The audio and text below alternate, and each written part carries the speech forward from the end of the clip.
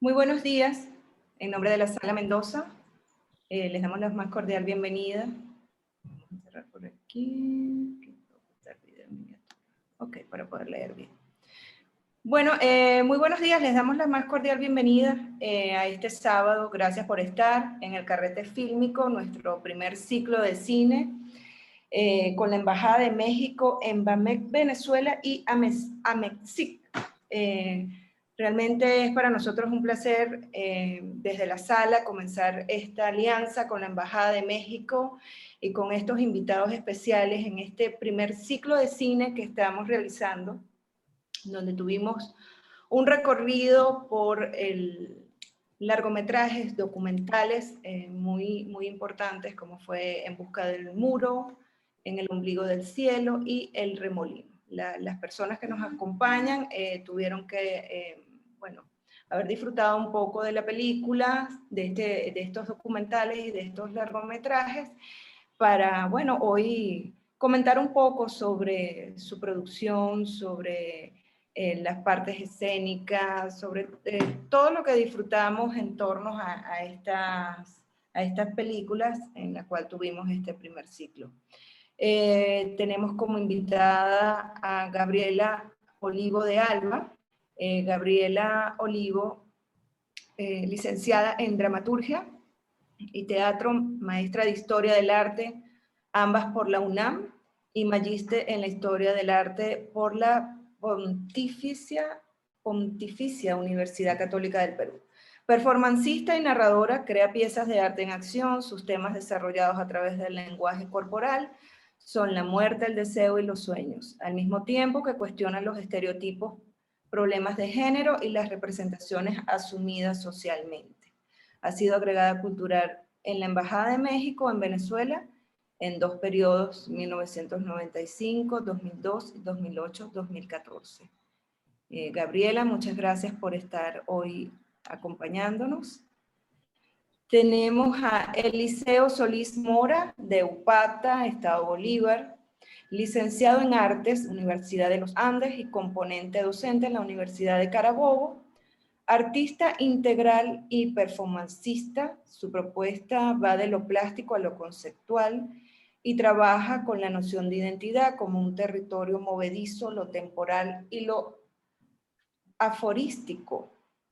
Su performance los vincula con su experiencia de vida, con el aquí y el ahora. Ha exhibido su trabajo en diferentes muestras nacionales e internacionales en Europa y América. Actualmente se dedica a la investigación, produciendo y organizando proyectos curatoriales y museográficos. Fernando Aranguren, historiador, crítico de cine y promotor cultural, ha trabajado en museos nacionales como el Museo Alejandro Otero y la Galería de Arte Nacional, desarrollando exposiciones temáticas y las relaciones con la comunidad. Igualmente ha realizado proyectos con el Centro de Estudios de la Mujer, UCB, Fundación WAL y España. Como militante, es también militante del movimiento feminista de Venezuela y le interesan todos los temas asociados a esta corriente de pensamiento. Bueno, vamos a comenzar con Gabriela. Gabriela, quisiéramos comenzar contigo. Bienvenida. Gracias, muchas gracias. Bueno, pues va a ser complejo para nosotras, las personas que estamos en esta mesa, ¡guapa!, realizar este análisis, porque se trata de tres películas, de tres filmes, de géneros y de estructuras bastante distintas, aunque tal vez podamos encontrar hilos de relación. ¡Enseñe la tota! Escucho. Sí, ya estamos tratando de silenciar los micrófonos. ¡Charo, enseñe la tota!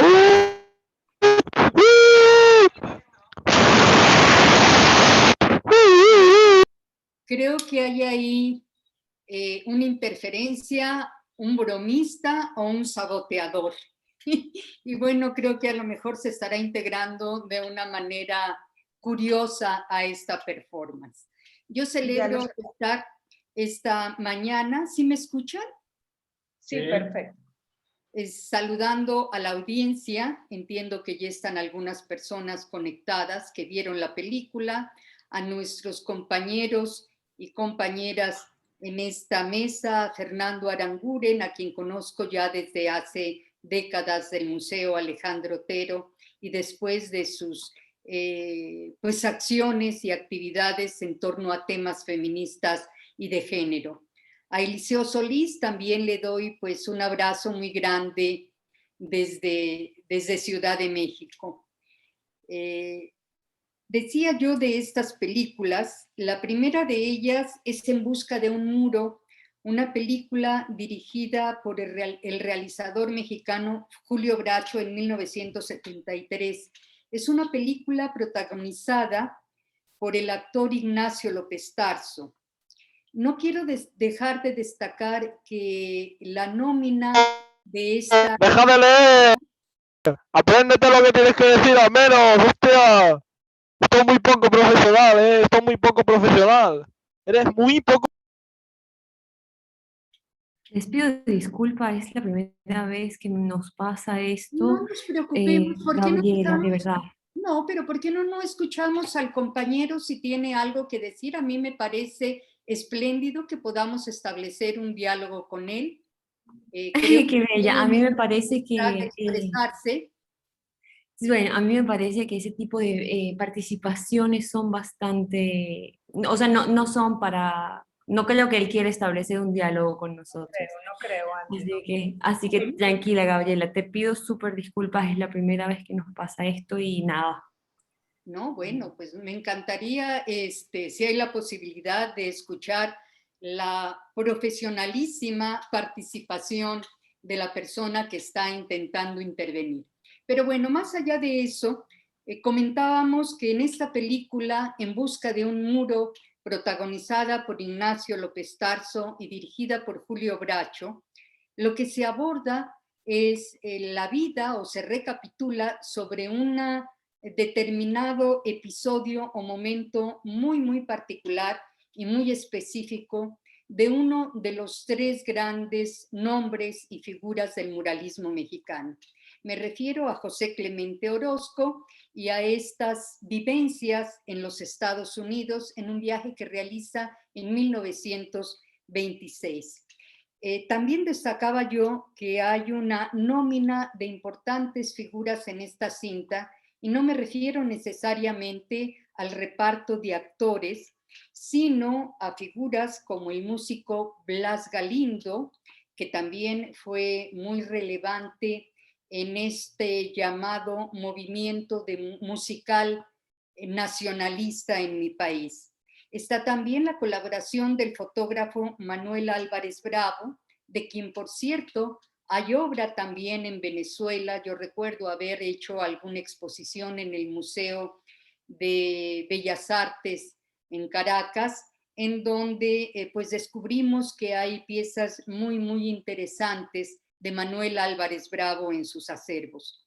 Y está otra figura fundamental como colaborador, seguramente como asesor, que es Fernando Gamboa, un destacadísimo museógrafo mexicano que algunos consideran el padre de la museografía del siglo XX en mi país. Y bueno, hablando, como comentábamos antes de entrar ya a la transmisión en directo con Fernando Aranguren, pues hay figuras venezolanas que tuvieron la posibilidad de formarse en México justamente con Fernando Gamboa, de tomar clases, cátedras o de asistir a alguna conferencia dictada por él.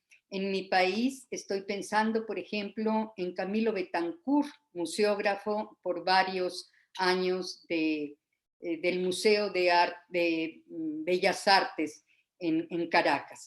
Pero bueno, volviendo a la película, yo quisiera destacar algunos elementos y es el que se trata de una película en donde claramente hay la necesidad o el deseo de dar una mirada sobre este destacado pintor, sobre este destacado muralista, que de algún modo se distanciaba del discurso, de la posición y de la forma de militancia política de sus otros dos contemporáneos, de Diego Rivera y de Siqueiros, de David Alfaro Siqueiros. Entonces creo que esto pudiera ser un primer detonante para conversar con mis otros dos compañeros en esta mesa, con Fernando, con Eliseo, sobre esta película. Sé que todos a lo mejor tenemos una inquietud o un deseo de ahondar más en la última cinta, en la cinta documental del Remolino, pero bueno, pues las tres películas forman parte de este ciclo y me parece interesante empezar a explorar sobre los correlatos y sobre la vinculación o vinculaciones que entre unos y otras películas o situaciones locales o nacionales o internacionales puede haber entre ellas. En el caso de la película Sobre el Muro y la figura de José Clemente Orozco, es importante no solamente revisar la fuerza que significó Orozco en el movimiento muralista, sino el discurso de Orozco, que era un discurso para desmontar la utilización política del arte. Por eso su engranaje con todo lo que se estaba dando en México en ese momento y el movimiento muralista, él invoca, impulsa un diálogo directo con todo el Renacimiento a través de sus estudios y además de esa fuerza de buscar el muro para hablar con el pueblo o con el ciudadano. Por eso la película tiene la fuerza de desmontar la mitología y ponernos en la cara la vida real como pintor de Clemente Orozco y además de las mujeres que participaron y los impulsaron, que son muy importantes, que son las que convirtieron a Orozco, que llega a México con grandes fuerzas artísticas, pero con poco relacionamiento con el arte que se estaba dando en los años 20, estas mujeres son las que le crean el lobby necesario para participar, para impulsar y para englobarse en el mundo artístico y convertir la fuerza del muralismo en las paredes de los Estados Unidos y en la fuerza del muralismo para ser conocido el muralismo que habla directo con el ciudadano de la calle.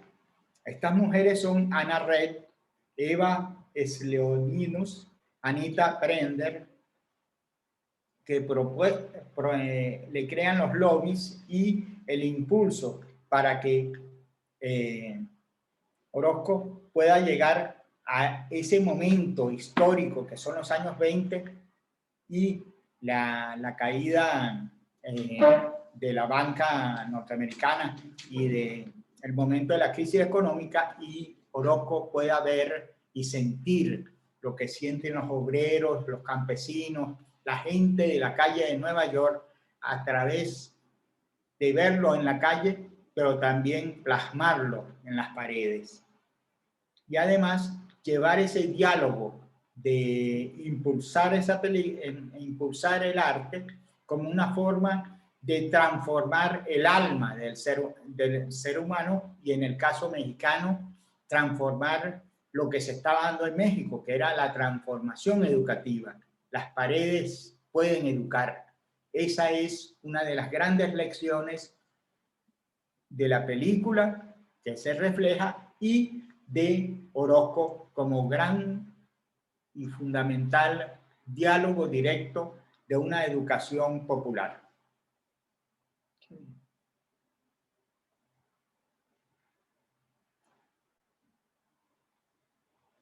Eliseo, ¿tú quieres decir algo? Y sí, es que pensé que ibas a continuar. Okay. Sí, me parece interesante. Hay un punto que en la vida de Orozco, bueno, en esta parte biográfica de esta película, porque, claro, la película, si bien se llama En busca de un muro, que me parece muy pertinente el título, porque no, de alguna manera no circunscribe cuál es esa, o sea, el muro, esa pared, ese constructo de lo que posteriormente viene a ser esa figura de Orozco para Latinoamérica y para el mundo entero y en general para ese momento histórico que de alguna manera él narra y evidencia con su trabajo. Me parece interesantísimo el hecho migratorio, ¿no? Como en Orozco, para él trasladarse de México a Estados Unidos, hay una parte, una escena donde a él le confiscan unos grabados, unos dibujos, y lo catalogan de pornográfico. Pero al mismo tiempo, o sea, me gusta cómo juega el director y la historia que juega con el hecho del humor, porque él se burla, el director se burla de la actitud de los guardias, pues, porque ellos no hayan que hacer, pero al mismo tiempo lo aprecian y les gusta, ¿no? Pero lo catalogan de pornográfico y entonces más de la mitad creo que era la mitad de los dibujos se quedaron. Y pues él dijo que no entendía por qué, pero la actitud de Orozco siempre fue como, o sea, él mismo se quedó sorprendido de haber sido catalogado como pornográfico, ¿no? Entonces, imagínense, ya, o sea, de alguna manera circunscribimos el hecho del desnudo como tratado incluso desde un punto de vista político, porque de por sí él estaba, en esos dibujos estaba hablando de lugares nocturnos, de sitios de la prostitución, y lo veía como, o sea, como un elemento a contar desde una perspectiva que no tenía nada que ver con lo pornográfico. En tal caso podríamos hablar lo que después de los 60 se habla de lo posporno, pero ni siquiera se podía hablar de posporno, pero automáticamente el tildado fue pornográfico, pero el fin de él no era pornográfico, ¿no? Entonces, a ver,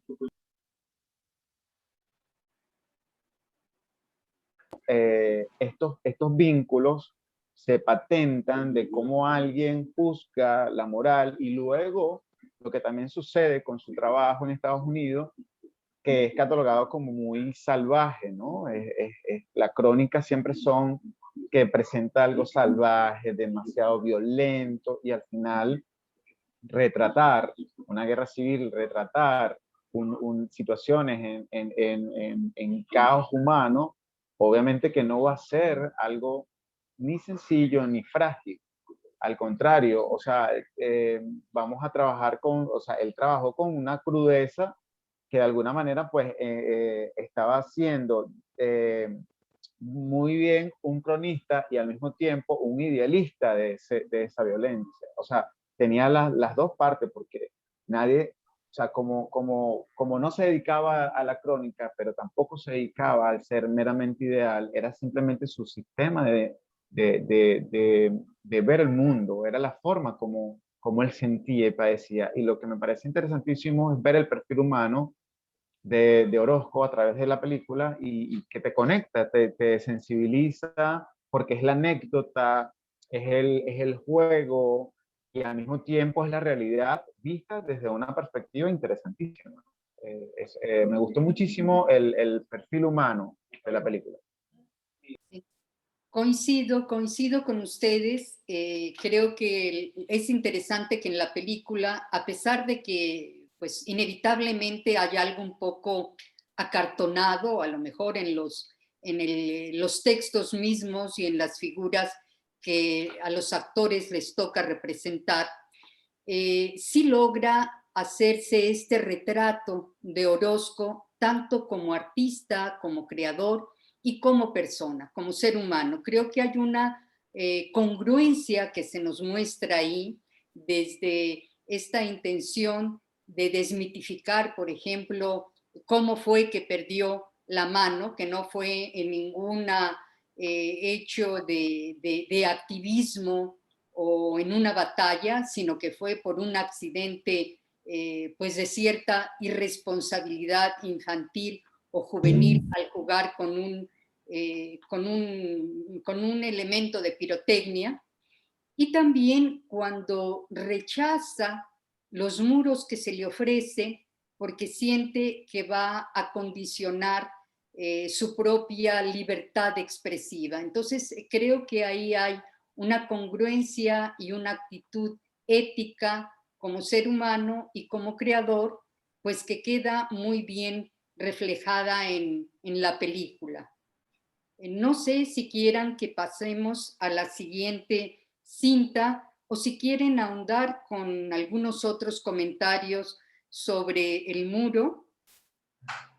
Algo que quiero aportar a ese hecho de cómo esa búsqueda del muro se vuelve como que la constante de él y la preocupación es el sentido, ese sentido de tránsito a nivel de identidad, puesto que él trabaja unos temas que le abordan, pero también le preocupan, le sucumbe el hecho del movimiento, esa movilidad que tiene constante hacia buscar ese sentido de él sentirse a gusto. Y de hecho a él le presentan un gran proyecto y él lo rechaza porque él quiere volver a México. O sea, él siente que México es o sea, le está pidiendo en ese momento, tenemos que estar aquí. Y ahí es cuando desarrolla, digamos, como que la mayor cantidad de trabajos que prácticamente es por la cual incluso podemos decir que tomó todo México como el gran mural de José Clemente Orozco. Y eso me parece interesantísimo también que se recalque en el tiempo en el cual se narró la historia de José Clemente, porque si bien utilizan un recurso interesantísimo para hacer la historiografía de él, que es el recuerdo, el contarle. Él está contando la historia a esta marchante de arte, a esta crítica de arte también, que de alguna manera también lo impulsa, pero es como el director utiliza este recurso de narrativa y me parece interesante porque nos estamos fijando en el momento álgido de él para llegar a lo que posteriormente lo vamos a recordar. Eso me pareció bien interesante, cómo tratar de condensar una vida en este tiempo que, bueno, que a veces pareciera que es limitado, pero al mismo tiempo es complejo el cine, ¿no? Y me gustó mucho esa narrativa, pues, porque te ubica, te hace un contexto histórico y al mismo tiempo te presenta como soluciones de las cuales él pudo haber tenido, que obviamente puede tener tiene algo de ficción, pero te centra en el fin último, que es presentar la vida y obra de un artista. La película tiene dos momentos importantísimos, que es cuando él se enfrenta al gran empresario y arquitecto y le dice simplemente: yo no puedo agarrar todas las paredes de la construcción que él le propone, porque se terminaría siendo en un esclavo sin pensamiento propio.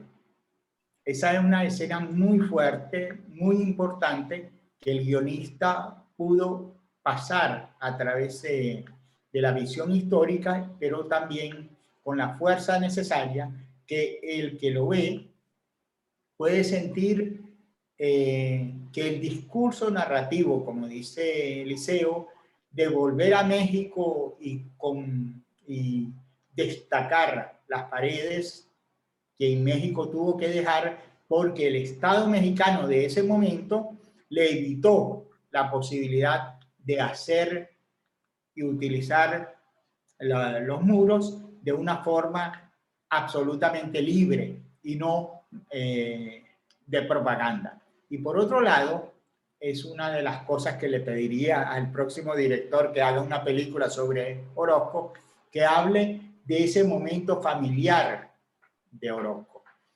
Casi al final de la película vemos que su familia se traslada a los Estados Unidos, pero nunca vemos ni su compañera, que tuvo tantos años esperándolos en México, ni alguna relación en donde se explique esa gran espera de la compañera de Orozco y el compromiso de ella como mujer de levantar al artista encima de sus hombros.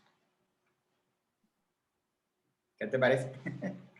Yo creo sí, pero claro, obviamente que estos detalles son particulares a nivel de necesidad de construcción de una obra, de un artista, y o sea, en dónde te vas a detener más el perfil humano, pero sí, probablemente, yo no lo había visto, pero la película por la data que tiene me pareció interesantísima, me pareció, o sea, que es formativa, que te ilustra la vida completa de un trabajo que desarrolló, los puntos, digamos, como que más álgidos de su carrera, y claro, el perfil humano sería como para extender la película un poco más, pero sí, es bien válido también. De Luca. Ya. Gabriela. Ok. Bueno, vamos con la segunda película, En el ombligo del cielo. Vamos a hablar un poco sobre ese tema que, bueno, era como un largometraje, aparte de ser realizado también por muchas mujeres, y realmente entraba como en una comedia como un poco fresca, muy divertida, en donde se hablaban distintos temas que eran como el tema de la sororidad, del apoyo que existía o que debe existir entre las mujeres, y todo este tema que hay en torno a trabajar en estas oficinas, en estos grandes edificios de concreto donde uno pasa mucha parte de su vida y se mantienen estas relaciones. Entonces es una obra, una película muy, muy fresca. Yo la disfruté muchísimo, la he visto ya 3 veces. Y bueno, tenemos 2 personajes ahí interesantísimos, y bueno, sobre todo ese tema de ese apoyo que hay entre las mujeres. Fernando, quiero que hagas tu intervención. Sí, en la película El ombligo del cielo es una comedia, pero una comedia que nos va a reforzar una búsqueda de lo cotidiano como compensación y protesta de cómo son los estereotipos. En el caso como comedia se va desarrollando de tal manera que comienza por una simple gestión de impulso empresarial, pero se encuentra con la competencia entre mujeres y fomentadas por un hombre, como siempre. Fomentadas como un hombre simplemente para poder dominar la acción. En esa comedia se van dando diferentes hechos, comenzando por el café o el chocolate que se le cae en la blusa a la gerente, y de ahí se va entrelazando, como en las comedias italianas, una serie de hechos que la llevan a subir a la terraza e intentar quitarse la blusa, lavarla y secarla. En el momento que se cierra la puerta y no puede salir, es el momento que empieza la película. Empieza la película porque es la reacción, los diferentes momentos de la reacción entre la gerenta, el compañero que hace el aseo del edificio, y los momentos e ideas de clase y de género en el cual tratan de separarse o separar su diálogo humano por simplemente un diálogo de yo estoy más arriba que tú, y en ese entreconectarse se va a evolucionar en ese desierto que significa la terraza del edificio, una relación en la cual se empiezan a comprender humanamente, empiezan a deslastrarse de diferentes niveles de su humanidad. Se le cae la máscara a la gerenta, el compañero del aseo puede destacar su interés por los libros y por la pintura y por los libros de pirata y enseñar también sus ideales. En ese momento se empieza a dar esa relación de somos todos humanos. Ella y nosotros somos humanos. Y somos humanos en el momento de la solidaridad. Y para emocionar a la gente que ve, la película toca lo esencial, ser más humanos que los humanos. Esta forma de pensar es toda una visión de crear un diálogo más directo, de un diálogo donde ni la clase ni el género sean diferentes. Lo importante es que somos humanos. Sí, Fernando, creo que dentro del género de comedia de esta cinta, pues sí es muy destacable algunos de los elementos que has mencionado en cuanto a los roles de género, y creo que sobre todo es interesante el ver algo que sabemos, el cómo muchas veces las mujeres cuando llegamos a un nivel de posición, replicamos las mismas formas estructurales, verticales de comportamiento, pretendemos sojuzgar o minimizar al otro, pero aquí lo interesante es que el personaje masculino, el intendente, el trabajador de limpieza, de algún modo siempre tiene una réplica de igual a igual, y nunca se deja o asume este rol de subordinación, sobre todo en este espacio que de algún modo es o se convierte en la película en un no lugar, porque están en el centro de la ciudad, pero en un edificio tan moderno y tan alto que les impide, por mayores esfuerzos que hagan, comunicarse con quienes están abajo o en la calle, de tal suerte en que en este espacio se ven igualados, y si él ha tenido que calarse los malos modos de ella todos los días cotidianamente cuando hace la limpieza de su oficina, en este espacio, en esta terraza, nosotros le diríamos azotea, de un modo más coloquial en México, en este espacio se ven igualados en una condición de simetría, en donde pues puede aflorar las cualidades reales de una y de otro, y creo que esto es interesante, y sobre todo por el tono de comedia en que está manejada la película.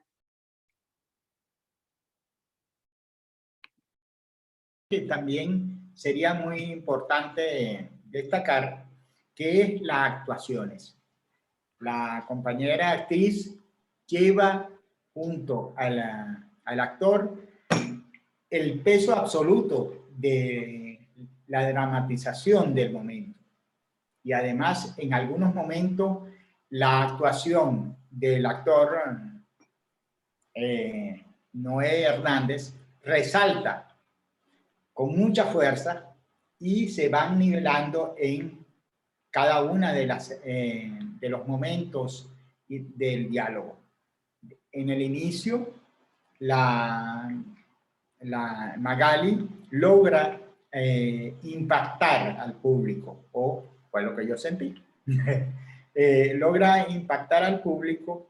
Noé va desarrollando su dramatismo de tal manera que se convierte en dos personas salvándose a través de lo cotidiano, pero también salvándose para buscar una salida en conjunto.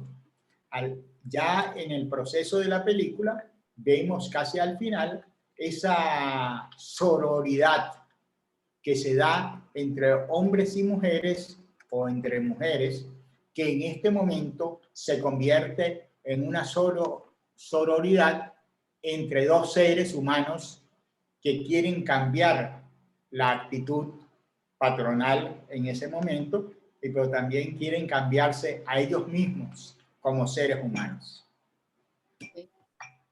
Hay algo interesante en la película que, bueno, siempre tenemos que ver el mismo título, el ombligo del mundo, ¿no? En el ombligo del mundo. Y hay algo particular aquí, los estereotipos. O sea, aquí es presentarte una introducción a algo que puede ser y que cuando vas develando la escena y las actuaciones no son.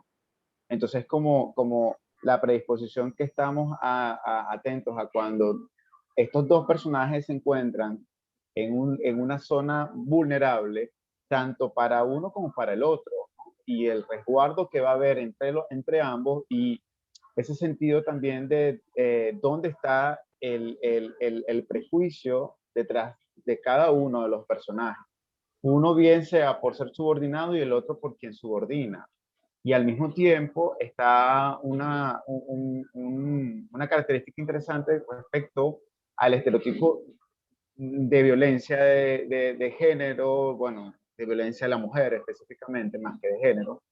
Y también lo que ocurre con esta cosa que nos sucumbe muchísimo a todos los latinoamericanos con respecto a los rangos sociales, ¿no? Es interesantísimo como que tenemos que convivir porque esto es lo que hay, estamos atrapados. Y desde estar atrapados, perdidos, incluso aislados, tienen todo y no tienen nada. Entonces, verse en ese punto me parece interesantísimo como nos lleva la película un poco entre toda esos jocosos que hay, pero detrás es un humor negro. O sea, ahí es interesantísimo verlo desde esa perspectiva también en cómo nos llama, desmitifica el estereotipo de esa mujer que puede ser víctima también de violencia porque hay una situación que se genera que es muy de tensión cuando ella duerme y él llega y ella piensa en algo, pero al final, o sea, nos van adentrando como que, ¿qué va a pasar? ¿Sí o no? ¿Sí o no? Y todo se devela de una manera digamos, como que tan natural que hay una convivencia de estos dos personajes siendo cada uno en sus roles, pero al mismo tiempo siendo humano, porque no importa el rol que cumplas, ahí estás cumpliendo un rol de humano, de supervivencia más que de otra cosa. Sí, y el hecho también de cómo al final, o casi al final, se nos revelan también las cualidades imaginativas y creativas del personaje masculino, cuando se enfocan en tratar de ayudarla o de resolver cómo podría ser esta campaña publicitaria que ella tiene que presentar. Y bueno, finalmente son las ideas que surgen de la imaginación de este personaje subordinado, que en un momento dado también podría resultar amenazante por el extracto social de donde viene, por seguramente estar en una educación patriarcal y machista, y sin embargo son otras las características de su personalidad, de su ser, las que afloran y bueno, se conjuntan para construir, para hacer una pequeña construcción conjunta entre ella y él, ¿no? Tenemos una opinión por parte de nuestros invitados, Isabel Serpa.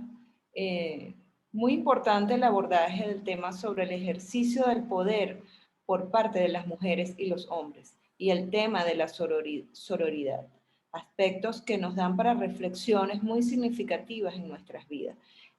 Fernando, este nuevo nombre de sororidad es poco conocido a veces, quizás lo manejamos un poco entre mujeres. explícanos un poco más el tema de la sororidad como tal. La idea de la sororidad es la solidaridad entre mujeres y nace con la idea fundamental de que cada vez que una mujer llega a un puesto alto, todas las mujeres de atrás van con ella. Esto es casi romper las ideas fundamentales del poder patriarcal y entonces se convierte en una gran insurgencia, en una gran rebeldía. Pero para hacerse vigente hay que cambiar y desmontar la cultura patriarcal y empezar a buscar las formas de ejercicio de poder basado en la mirada humana hacia la otra persona. En eso está el movimiento feminista actual y en eso se está desarrollando por diferentes vías, desde la parte política, la parte cultural y la parte de lo cotidiano. Y ahorita en pandemia, la sororidad es parte esencial de que se pueda mantener la vida, pero la sororidad no puede mantener a las mujeres simplemente trabajando para otros. Es importante el cambio de las masculinidades de tal manera que no sea solamente la ayuda, sino que sea una realidad cotidiana para transformar y dar las posibilidades de que las mujeres tengan el poder, ejerzan el poder de una forma diferente y en todos los espacios. Perfecto. Pues sí, yo hablaría de una suerte de conciencia de horizontalidad en el sentido de no estar arriba o delante de alguien más, sino estar de algún modo al lado de, hombro con hombro, ¿no? Al lado de otra mujer, al lado de otro varón, al lado de otro transexual, en fin, al lado de otro ser humano, pero partiendo justamente de este reconocimiento en lo femenino, de la empatía y no de la rivalidad o del ejercicio del poder vertical. Creo que de algún modo esta película lo aborda con un humor ligero, con un humor más ácido o negro, como lo señala Eliseo, pero está ahí presente. Sí, es interesante también el hecho de que estos temas tienen que ser abordados con cierto cuidado, porque obviamente pues, hay un peso de razón, digamos, geopolítico, donde si lo vinculamos con México, el feminicidio y todo lo que está detrás de la violencia hacia la mujer y en general la violencia hacia la comunidad LGBT y hacia todas las supuestas minorías, porque este es el otro discurso, ¿no? Hablar de minorías, cuando en realidad ya no somos minorías, o sea, somos seres humanos. Y lo que me parece, por eso insisto tanto en el hecho de cómo romper el estereotipo es interesante para el cine hoy día, a pesar de que esta película no es tan vieja, o sea, esta es la que creo que es la más reciente de todas las que vimos. 2016. Exacto.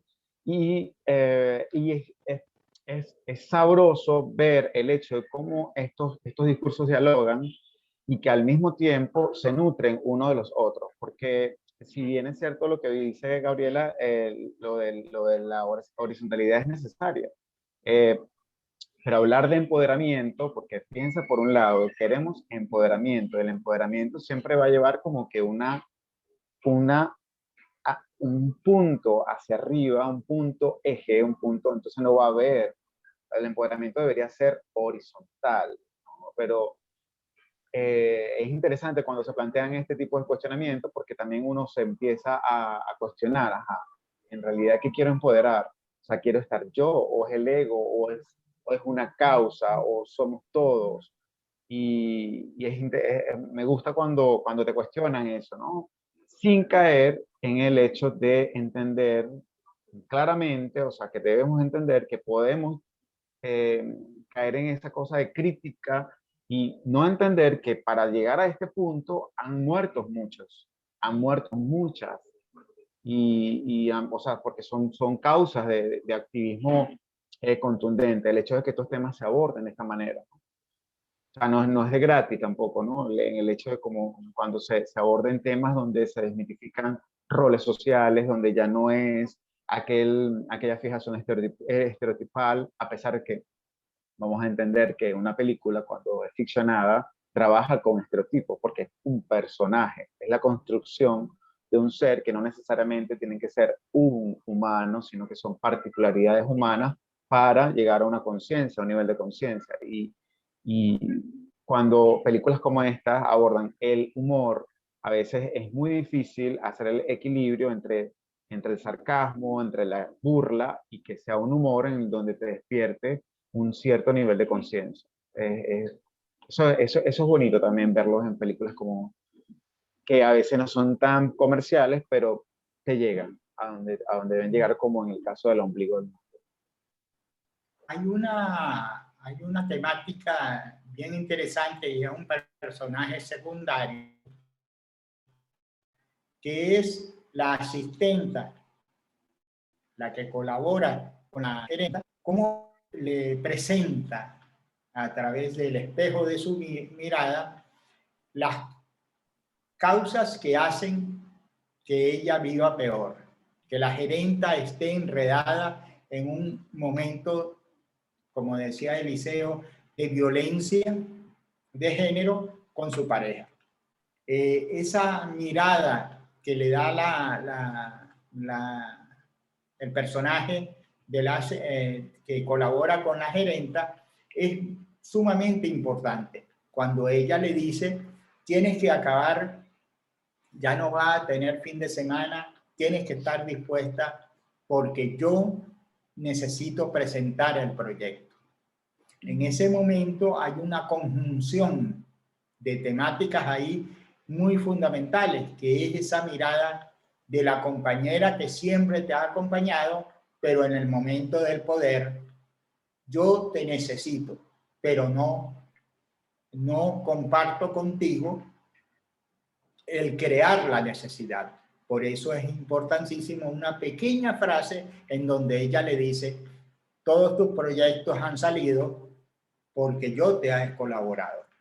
Eso es un hilito pequeñito, pero fundamental para comprender, y como decía Isabel, toda una verdadera concepción de sororidad entre ellas dos, a pesar de que la gerenta no lo siente en ese momento. Muy bien. Bueno, invitamos a los que no han visto En el ombligo del cielo, todavía está disponible en el canal de YouTube. Y bueno, vamos a tomar ahora, hablar del Remolino, ¿les parece? Este documental tan especial. Eliseo, no sé si quieres que comencemos con... Sí, sería interesante proyectar. Los 3 clips son cortitos. O puntos interesantes que veo, bueno, de lo que quería plantear respecto al documental. Sí, lo podemos transmitir y luego conversamos. Okay. Voy a compartir.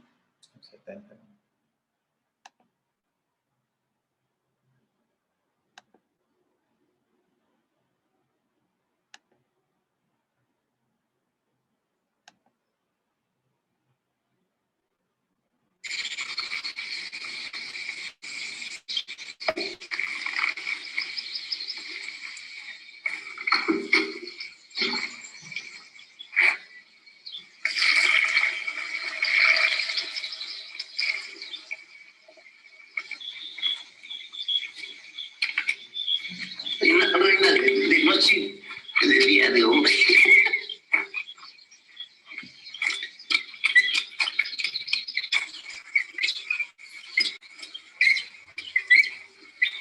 otro sueño que tengo es reclamar. Es este. Pero lo que no sé cuándo estará el plante de ese. Y de las pompas. Me estoy inyectando aceite de comida.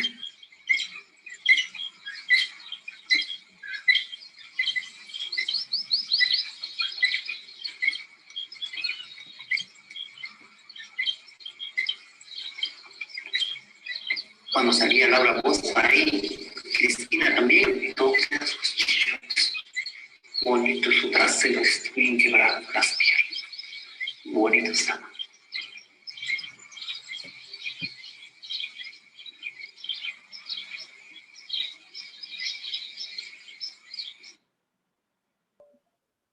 Si quieres hablamos un poco de este clip. El Remolino. El Remolino es un documental de Laura Herrero Garbín del 2016 y me parece interesantísimo cómo en este documental todos los elementos del cine están adecuados de una manera a nivel de forma y contenido interesantísimo respecto a la relación lugar-personaje, ¿no?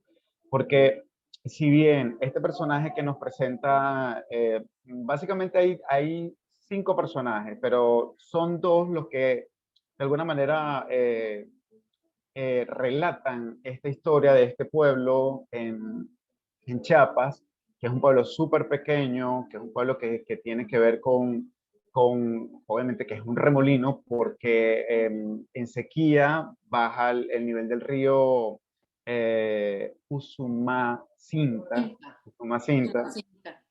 Ajá, y en los tiempos fuertes de verano, pues llegan a estar inundados. Y la mirada desde este punto donde todo se revuelve, o sea, un remolino entendamos que viene tiene una circularidad, un ciclo constante, pero es una constante incluso vorágine. Y que estos personajes empiezan a ver, a develar estas situaciones. Y en el caso particular me gustó mucho porque yo no sabía que iba a ver. No sabía que iba a haber. Inicia poéticamente la niña narrando un poco esta historiografía para llegar al nombre del remolino. Y luego, pues, cuando veo este personaje me resultó bastante interesante cómo Pedro, que dice reina de noche y de día de hombre, y luego se ríe, plantea y abre un mar de posibilidades para discutir interesantísimo, porque además lo que continúa es hablando de lo que él quiere hacerse, es hacerse los senos y que se inyecta aceite de comida, ¿no? Un poco tratando este hecho de cómo embellecerse. Y esta dualidad hace que se presente un mar de posibilidades para análisis, porque podríamos decir que, ajá, Pedro es transgénero, Pedro es transexual, Pedro es fluido a nivel de su género, es parte de una comunidad y al final él no pertenece a una comunidad, digamos como que activamente, donde sea activista de una comunidad LGBT, y de manera muy fluida él habla de esto sin prejuicios. Eso me pareció interesantísimo y de verdad que pues como personaje Pedro es muy potente, al igual que el clip que viene, que es el de Esther. Proyectalo, por favor. La hermana.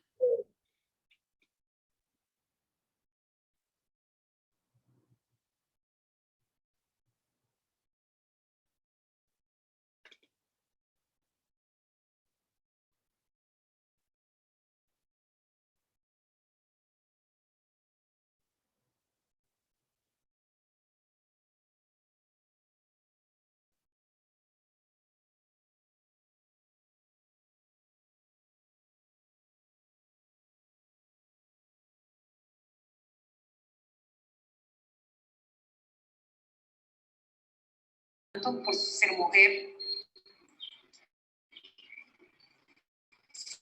me gustaría que la gente pensara diferente.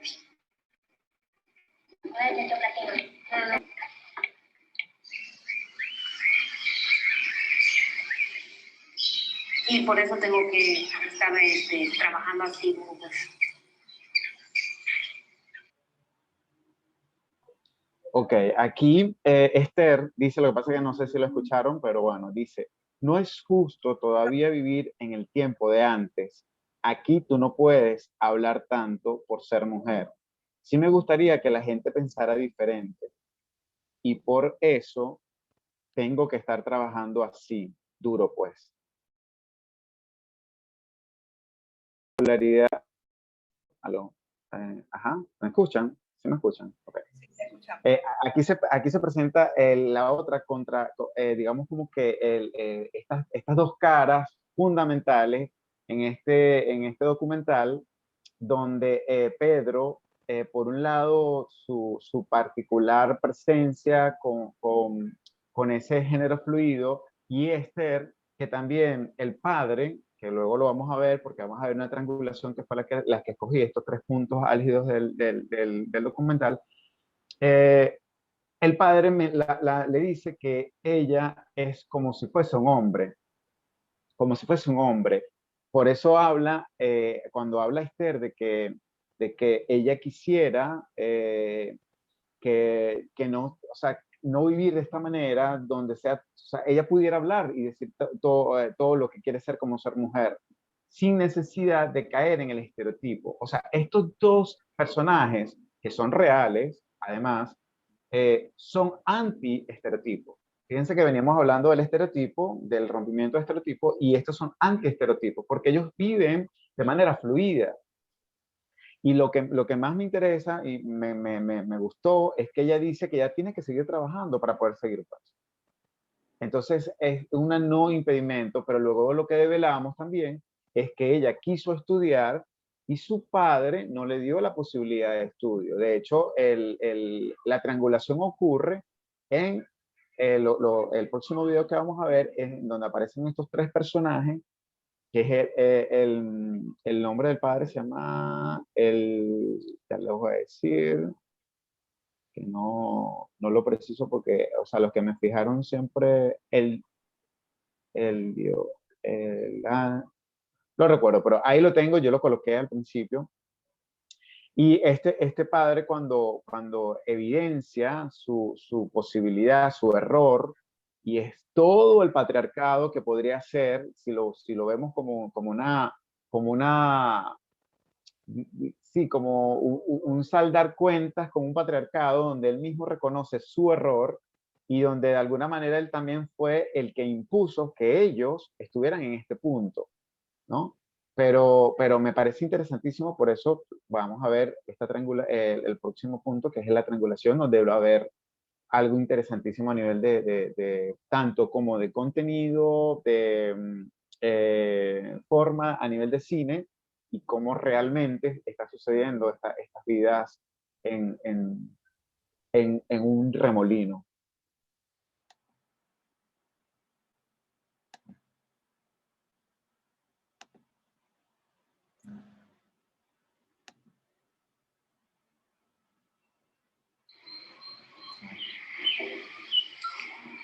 Es la siguiente.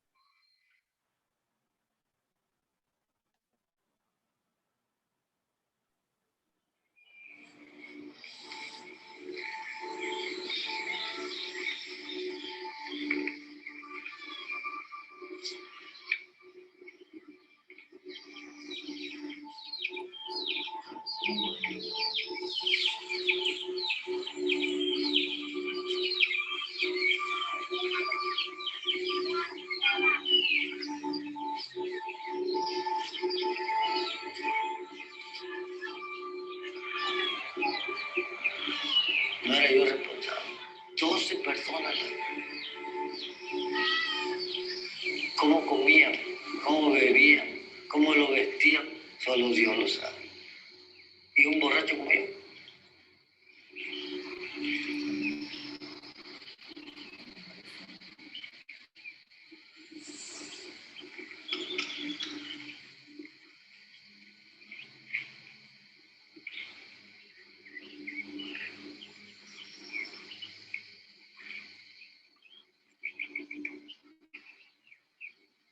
que sí él era bueno, porque nosotros también nos quedamos.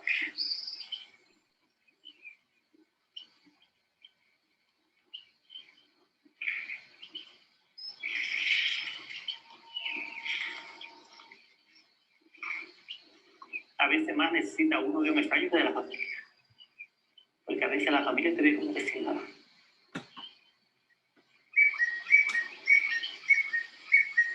Y dijo que a la escuela solamente se iba para salir embarazada y que no sé qué.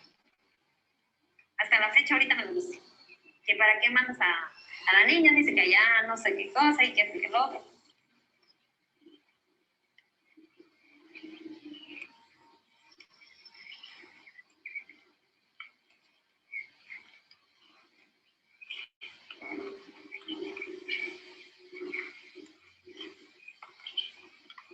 Me decían que yo era un puto, que era maricón, que no sé qué. Que yo era hijo del diablo, que no sé qué. Eso yo, cuando que ahora que me lleve más, le dijo.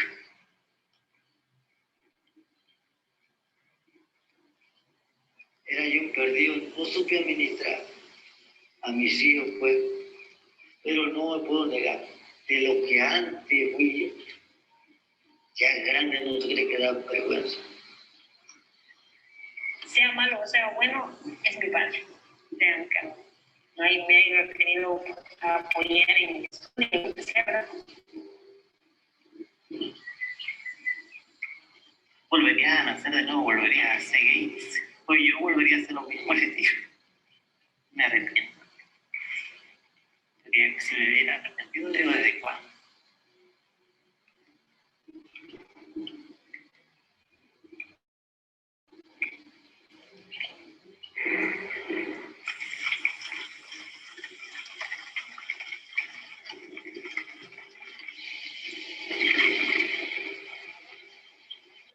Ok. Ujú. Entonces, escogí esta escena para mi intervención, la última, porque aquí veo que hay una condensación de tres historias que al mismo tiempo pueden ser historias de lo que la humanidad tiene hoy día. Una, por un lado, esta presencia continua del patriarcado que tenemos perennemente, pero que al mismo tiempo sensibiliza el hecho de su errar y que estos hijos terminan siendo como que copartícipes de él también, y todo gira en torno a una escuela. O sea, a mí me pareció interesantísimo el hecho de que la escuela, obviamente, son las paredes de la escuela y ellos están en círculo, diciendo sus historias, o sea, están mostrando de alguna manera su miseria y al mismo tiempo enalteciendo lo que son. Y presentándose vulnerables como seres humanos, ¿no? Y planteando temas de una discusión contemporánea interesantísimo. Y este documental es del 2016. Y previamente, obviamente, Laura tuvo que haber ido un tiempo para ver quiénes iban a ser estos personajes, o qué historia contar, cómo contarlo, el tiempo de contarlo. Y algo sumamente interesante es que en todo momento hay un nivel de superación de cada uno. O sea, están como cometiendo el error, están sumergidos, y al principio, por ejemplo, Pedro dice que se quiere ir a Mérida, a la ciudad, y luego al final dice, no, pero ¿para qué me voy a ir? ¿Con quién se van a quedar mis pollos? Entonces, él de alguna manera empieza como en esa introspección donde dice, pues yo estoy feliz donde estoy. Y me parece interesante porque, claro, en medio de todo, también Esther asume también en lo mismo y dice, aquí quiero estar. Y ella sigue y quiere estudiar y manda a sus hijas, monta una sola tienda. Es decir, no estoy diciendo con esto que es como que reivindicar la miseria. No, ellos al contrario, ellos viven y se sienten a gusto con esta realidad que de alguna manera los hizo ser quienes son. Y es un constante ciclo. O sea, esta adaptación a esa lucha personal es una adaptación que el mundo tiene hoy día. Y por eso pues me sentí súper identificado por cómo se plantea la narrativa, incluso lo poético, lo simbólico de lo real. O sea, aquí no me están diciendo algo con una ficción, esto es una realidad. Y la manera como a veces hay lucha, por ejemplo, en la comunidad LGBT respecto a quién eres y no eres, si eres o no eres, y de cómo también decirlo al mundo, de si eres gay, si eres lesbiana, si eres transgénero, si eres transexual, si eres transvesti. Entonces, entender cómo esa terminología, a veces uno se termina loco en una emergencia de que, ajá, ¿qué es? ¿Qué es lo que es? Y Pedro funciona de una manera tan fluida, y también el caso de Esther, que es tan fluido como mujer, ella se asume siendo con las carencias que ha tenido, pero al mismo tiempo continúa trabajando, que eso es un halo de esperanza interesantísimo. Hay algo que quiero aportar para que continúen Gabriela y Fernando, es que buscar remolino, el remolino, lo van a googlear y les va a costar muchísimo porque es una zona súper pequeña. Entonces, buscarlo, si por ejemplo yo no he estado, yo estuve en el remolino a través de este documental y a través de mi mapeo en internet, que me costó muchísimo, que tuve que buscar como que muchas cosas, porque en unas dicen una zona y hay muchas zonas que se llaman en México el remolino. Entonces, es bien particular el hecho de cómo el cine nos acerca a zonas y el arte en general nos acerca a zonas que inhóspitamente vamos a tener en cuenta, pero que al mismo tiempo están narrando cosas que a uno le sucede. Entonces, en este remolino vamos todos.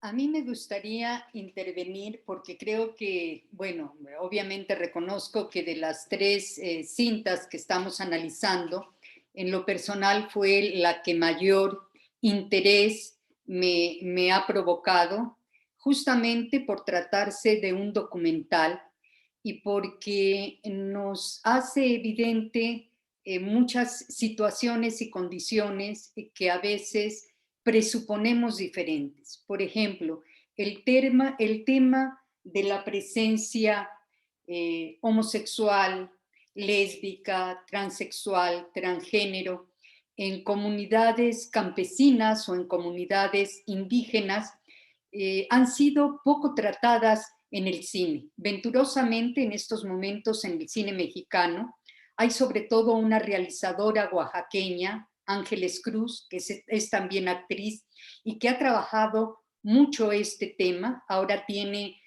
una película que no se ha visto en México, pero que se ha visto en varias certámenes internacionales, que se llama Nudo Mixteco, y donde habla de su propia realidad en Oaxaca, en la comunidad de donde ella es originaria. Ella es una mujer lesbiana, y plantea en varias de sus películas, hay una que se llama, por ejemplo, La Carta, es un cortometraje muy breve, pero muy iluminador, sobre la relación de dos mujeres.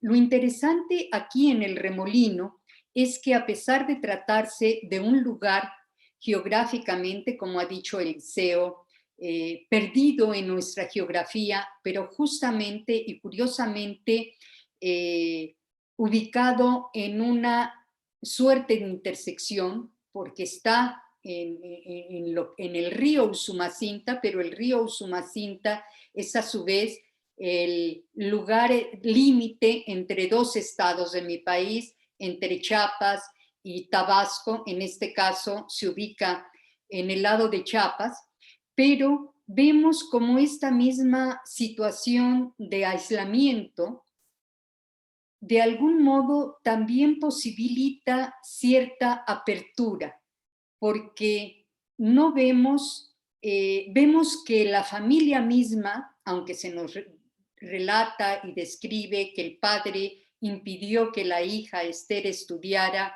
y que de algún modo contradecía la naturaleza del hijo de Pedro, de algún modo, en el momento en que nos encontramos en la narrativa de este documental, uno y otro están manifestándose plenamente. Ella con una mujer que, pese a no tener estudios, se busca una cámara para retratar su propia realidad y retratarse, y también busca el modo de emprender un pequeño negocio local, una pequeña tienda donde va y trae productos para abastecer a su familia y a las familias vecinas. De algún modo, con su propio actuar cotidiano, se siente un modelo, no como el que ella tuvo seguramente con su madre y con su padre, al que sí vemos, un modelo distinto para su hija. Y también vemos una cierta tolerancia, por llamarlo de alguna manera, hacia la actitud del hijo, que puede y darse la libertad de peinarse con una coleta, de maquillarse, de depilarse las cejas, de inyectarse los senos para que se note este ser femenino que desea expresar en su cuerpo. Ahora, otra cosa que también me parece destacable es el tema de la inclusión misma en la identidad personal. O sea, yo puedo seguir siendo una figura, un ser nacido en un determinado lugar, seguir realizando acciones propias de la labor que he aprendido, en este caso, rociar las plantas para que no tenga plagas, porque soy campesino, pero al mismo tiempo, teniendo esta actividad de algún modo marcada socialmente como algo masculino, puedo asumir mi parte femenina y expresarla. Lo mismo en el caso de Esther. En el caso de Esther, bueno, es madre, juega este rol de madre, juega este rol de mujer que realiza labores dentro de su comunidad que tradicionalmente le han sido asignadas, pero también incorpora otros elementos de empoderamiento, para marcarlo o decirlo de alguna manera, al manifestar su deseo de seguir estudiando, de comprarse una cámara,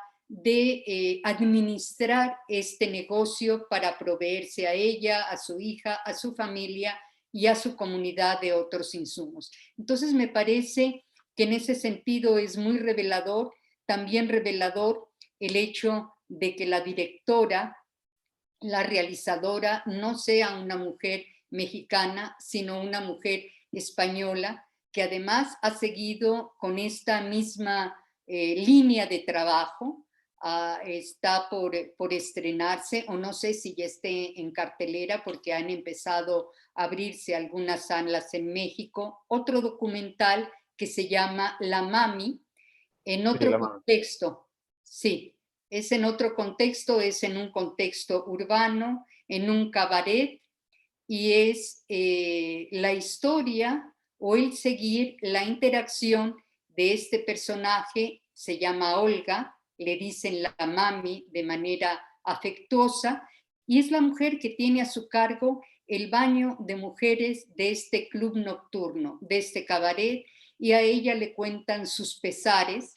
Es un espacio de sororidad el que encuentran las mujeres, las chicas que trabajan en este cabaret bailando, y bueno, supongo que en algún momento también prostituyéndose, en el lugar del baño, que de algún modo pues maneja o es el que tiene a cargo la mami. Entonces, hago esta vinculación con otras películas, con otros actores, porque además, curiosamente, el personaje que vimos en la otra cinta de ficción, Noé Hernández, este actor, ha trabajado en varias de las películas de Ángeles Cruz, esta actriz y realizadora oaxaqueña de una comunidad indígena y que se asume como indígena para hablar de sus discursos y de sus situaciones personales y de su localidad. Y en este caso,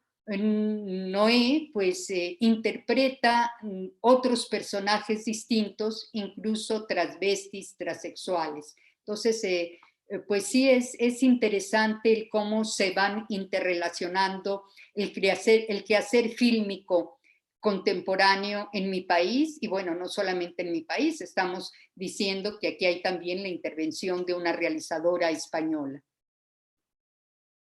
Sí, es interesante ese hecho de cómo ella, esta es una ópera prima, de hecho, esta fue su ópera prima, El Remolino. También hay algo que quería decir respecto a este género fluido, porque podríamos hablar incluso de en el caso de Pedro, no es de gratis este hecho que él se haya presentado de manera violenta, porque a través del documental pues se dice que a él lo golpearon, sus padres no quiso, de por sí el padre dice que él debería estar ya con una mujer casado. O sea, a él, y en un punto le dicen, ¿y cómo te gusta que te llamen? ¿Pedro o Morena? No importa. O sea, yo igual le respondo. Entonces, claro, cuando estás ante esta posibilidad de existencia y que al mismo tiempo él asume sus roles para subsistir, para continuar viviendo en un medio que, bueno, que ese es el medio es un medio rural, pero él, sin embargo, sigue con la intencionalidad, porque él se maquilla, e igual en el caso de Esther. Esther quiso estudiar, no pudo, pero ahí tienen una escuela donde en tiempo de cuando hay un nivel superior al metro, que sube el nivel, o sea, que se inunda por completo todas las edificaciones, ellos lo tienen todo colgado, pero igual están estudiando. O sea, ella quiere hacerlo y ella va a continuar haciéndolo. Y respecto al rol de ella como mujer, lo interesante es que ella plantea que, o sea, ¿por qué yo debo callar? O sea, ella se está imponiendo, ella lo está diciendo, pero no lo está haciendo a la fuerza. Ella lo está haciendo muy fluido. O sea, lo que me parece hermosísimo, loable, de cómo esto todo está ocurriendo de manera natural. Con todo Fluyendo y el... igual que el agua, ¿no? Exactamente. Y entonces, Como metáfora del fluir del agua y de este remolino. por eso el documental, o sea, a nivel y si hablamos de cine de manera técnica, o sea, este documental implicó lo que es la forma y el contenido de manera extraordinaria. O sea, extraordinaria. Primero porque también nos vincula con qué está viendo Esther a través de la cámara. En unos puntos vemos un doble encuadre. O sea, vemos el frame como se ve en negro, deja de ser 16 milímetros y entonces pasa a ser otro encuadre, porque vamos a ver qué ve Esther, porque ella misma lo dice, que esto también es súper poético. El hecho de como, bueno, pero ¿qué vas a retratar? Bueno, vamos a retratar lo que somos hoy, porque no sabemos si mañana vamos a estar aquí. Y aparte también la historia, la memoria, o sea, es la memoria descriptiva, es el hecho de dejar una huella, pero no sabes a quién se la va a dejar, simplemente lo quiero hacer. Entonces, ese impulso, esa pulsión de ser, me parece extraordinaria como se manifiesta, y que de manera tan sutil, tan bien trabajado, no se manipula ningún discurso. O sea, ellos están siendo, o sea, a pesar de que tener una cámara hace que te obliga de alguna manera a construir algo, a decir, bueno, me están grabando, ¿no? Ellos fluyen de manera que la cámara es imperceptible. O sea, a nosotros no nos importa si está la cámara o no. A veces yo, claro, a nivel técnico me cuestionaba dónde estaba la directora. Sin embargo, eso pasa desapercibido. Y es lo lindo de cuando un documental te llega. Y pues obviamente los documentales son una de las piedras angulares del cine, porque nos acercan a quienes somos. Esto que mencionas es importantísimo. El tema de cómo un director, una directora, un realizador se acerca y asume lo documental. A mí me gustó mucho porque lo siento como un ejercicio muy respetuoso hacia los personajes, hacia las personas y hacia su entorno, en donde, como tú dices, no se siente esta presencia que irrumpe y que violenta, que en ocasiones llega a darse en algunos otros ejercicios documentales, ¿no? En donde parece que lo que se quiere mostrar es algo degradante, morboso, y aquí no, aquí se siente una mirada, pues de algún modo, que deja fluir y expresar a quienes va a seguir en el documental.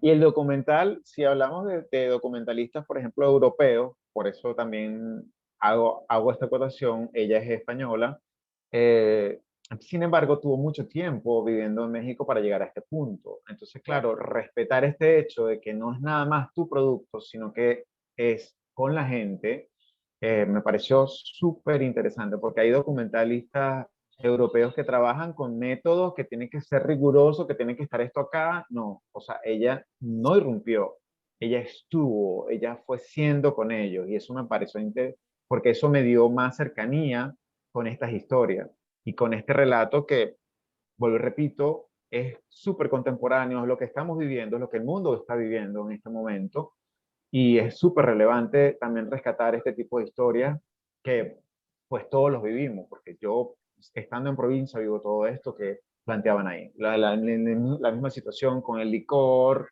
la misma situación de provincia, la misma situación de la mujer, la misma situación incluso del género, de quién eres, quién no eres, del vecino, pero fíjense que de alguna manera aquí no se presenta ningún acto violento, a pesar, o sea, la violencia la vivimos a partir del relato.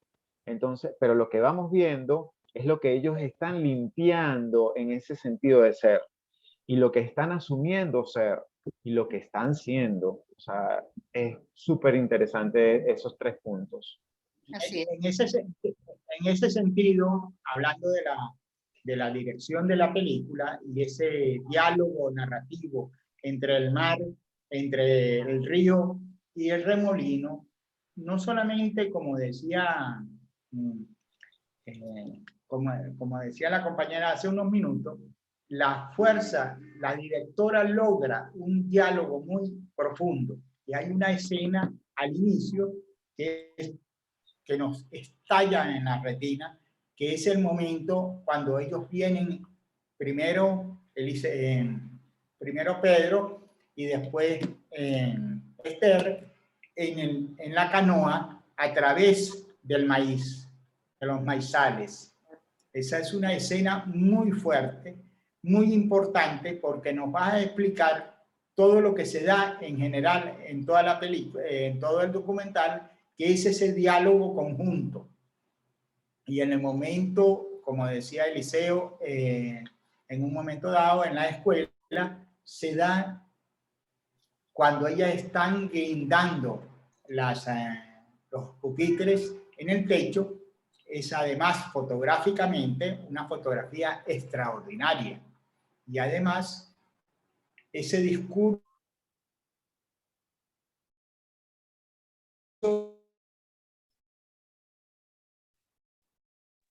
Creo que la señal... de la educación y dialogan también con su cotidianidad. No sé si se acuerdan de una escena muy que van los caballos y algunas vacas a través de una especie de carretera que está inundada completamente. Esa es una escena fotográficamente fundamental. Uno de las esenciales de la directora es haber logrado entrelazar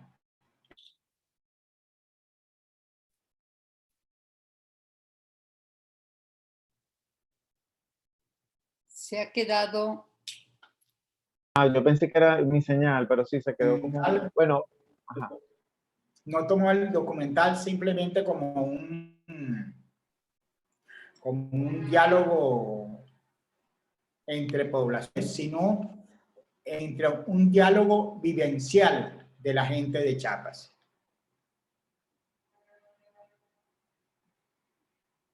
Gabriela. Ajá. Okay. ¿Nos escuchan? No sé si ya estamos en los tiempos de cierre.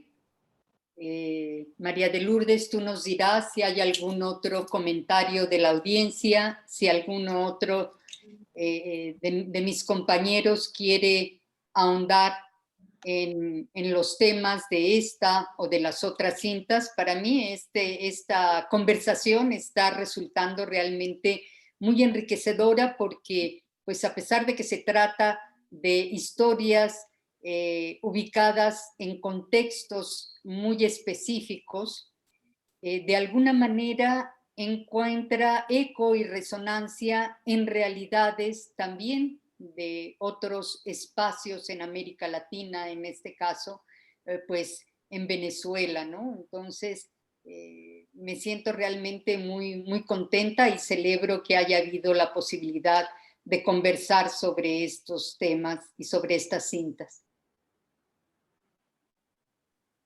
Sí, y Sí, muy ahorita... agradecidos, Gabriela, Leo. Vamos en 2 ciclos.